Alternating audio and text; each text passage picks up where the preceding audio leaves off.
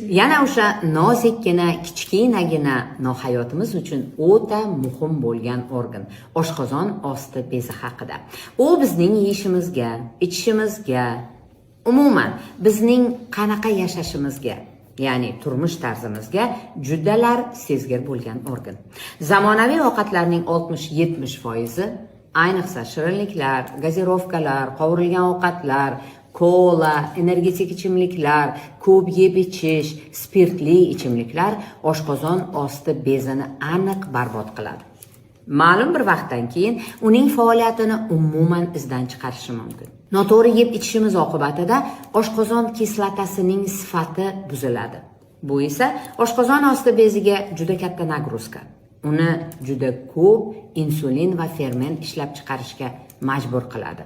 Bu o'z navbatida insulinga sezgirlikni pasaytiradi. Insulina rezistentlik rivojlanadi. Qandli diabet xavfi kun sari orta boradi.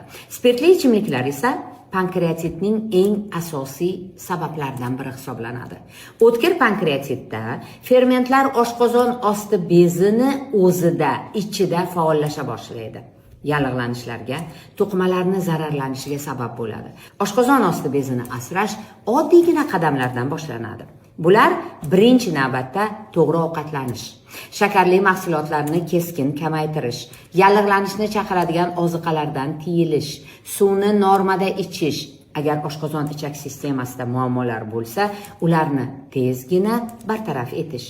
Ana shunday qilib, oshqozon osti beziga tushadigan nagruzkani kamaytirish mumkin. Umumiy holatni anchagina yaxshilash ham mumkin. Sog'liq haqida yana ko'proq bilishni istasangiz, meni Telegram kanalimga o'ting.